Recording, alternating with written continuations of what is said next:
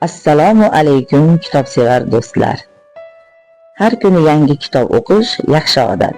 Shunday emasmi?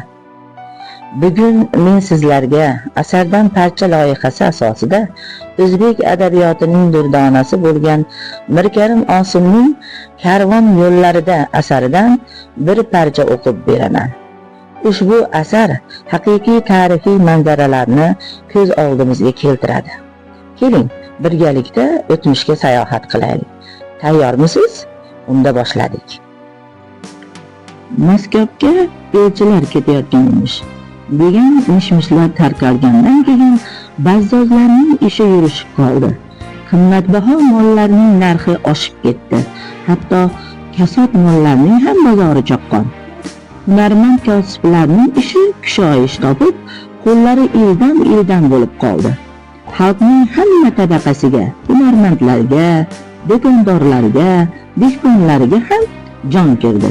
Chunki Rossiya bozorlarida qimmatbaho matolardan boshqa tayyor chopon, ko'ylak lozim, do'ppi, belbog', jaydari paxta, xom teri, quruq meva kabi narsalarga talab zo'r edi. Odatda Rossiyaga ketadigan elchilarga katta savdogarlar karvoni ham qo'shilar. Yuzlab tuyalarda toy mol, paxta, teri, qop quruq meva olib ketar edilar. Bozorda bu ovoza tarqalgandan keyin hammaning patakiga qurt tushib qoldi.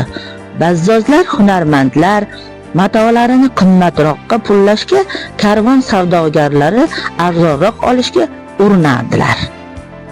Bu parchada asardagi savdo va iqtisodiy faoliyatning jonlanishini tasvirlaydi. Har bir davrning o'z karvoni bor.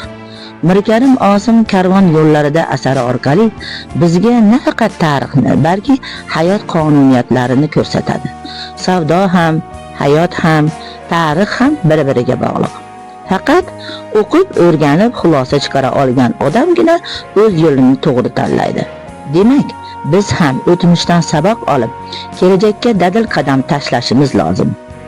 Kitoblarga muhabbatingiz so'nmasin. Keyingi eshittirishgacha xayr.